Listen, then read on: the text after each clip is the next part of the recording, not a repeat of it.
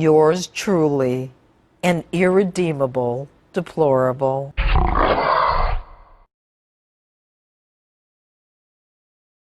Hey, Bob.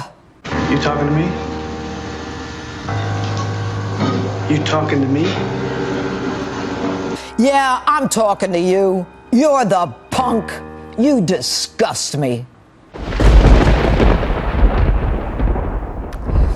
Don't you love it when those so-called social justice warriors, the ones who claim moral and ethical superiority over the rest of us, the ones who chastise us because of our core American values, are hoisted on their own petard? This week, a real blockbuster as the curtain goes up on those Trump-hating, Soros-loving, socialist, condescending Hollywood glitterati for their silence, acceptance, and cover-up of one of their own, serial super sexual predator Harvey Weinstein.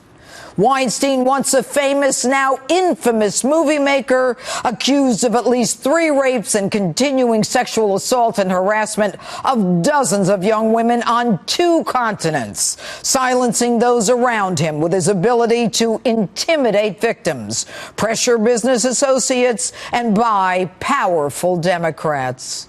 Gee, another intersection of crime, money, power, and the Democrat Party.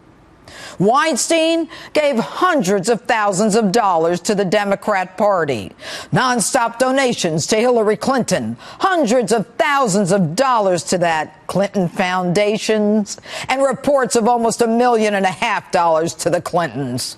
And Hillary, the woman who created her own war room to destroy the women who accused her husband Bill of rape and sexual assault, hides for 5 days before saying she's shocked. Think of it, Hillary.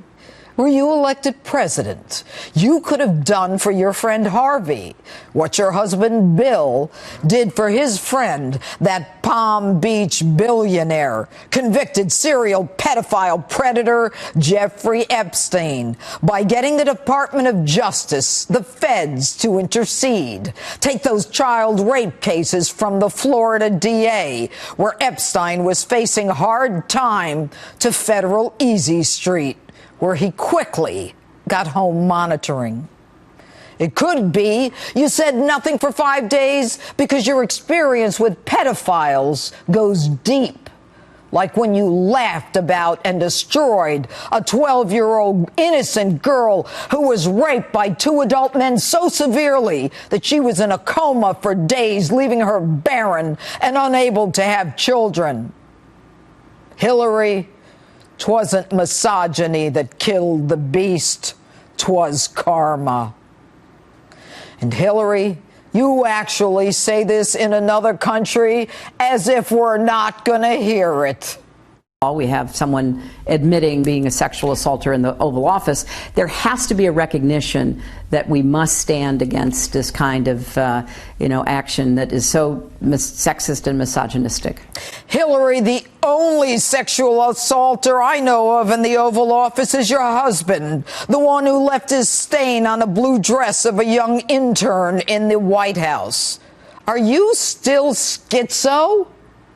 You know, Hillary, now that I think of it, both you and Harvey are a lot alike. Both of you addicted to a drug. Both of you love power, money, and domination. Weinstein wants to dominate Hollywood, and you want to dominate Washington. Weinstein didn't stop with you, though, also delivering $700,000 to that font of moral superiority, Barack Obama, who also took days to condemn Hollywood's open secret. Funny, none of them knew. Really, Barack. You had the FBI at your fingertips.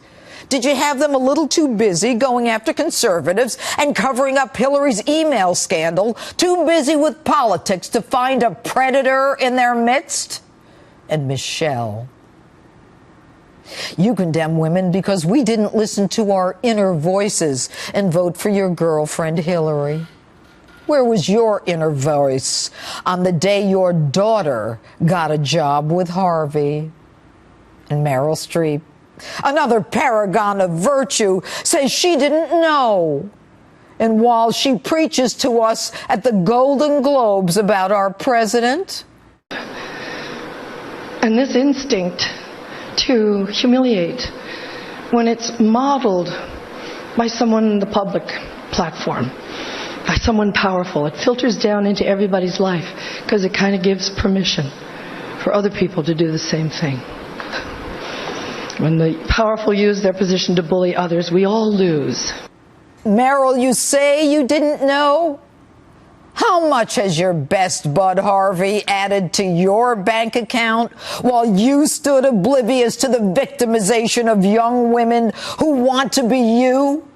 How many of those young women came to you for advice, and you arrogantly condescend to lecture the rest of America about our politics?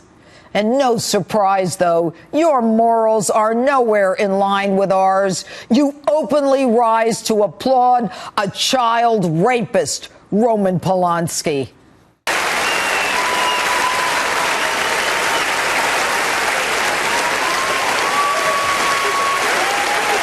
The Academy congratulates Roman Polanski.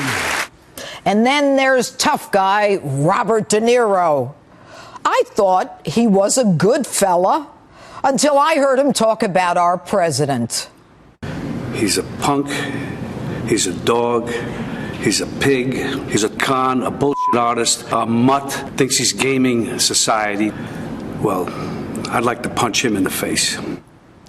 You don't like Donald Trump and his politics? You call him every name in the book while you're steeped knee-deep in the dirty money of Harvey Weinstein and his cash? Bob, how many of his movies have lined your bank account? You're the punk, Bob. You're the pig. You're the thug. And maybe you're just taking your roles a bit too seriously. Look at me. Never rat on your friends. And always keep your mouth shut. Hey, Bob. You talking to me? You talking to me? Yeah, I'm talking to you. You're the punk. You disgust me. Folks, Hollywood's been steeped in hypocrisy for decades. As the curtain goes up on the casting couch, a.k.a. the casting bed, the town that glorifies violence, murder, and rape is the same town where centuries-old rules of women sleeping for a job is kept quiet. Actors, the ones who need to read other people's words for a living and then convince themselves that they have the moral turpitude to pontificate to the rest of us on how we should act, try to tell us how to be. And by the way, it's not over yet, folks. There's more coming. It's not just adult women. It's human trafficking. It's child sex trafficking. It's real pedophilia in a town where there are no rules, where the truth is stranger than fiction, and where fiction is based on reality. It is time for the Department of Justice to get their act in gear, start a federal criminal investigation into Harvey Weinstein, his ongoing criminal activity that no doubt has crossed state lines and continents.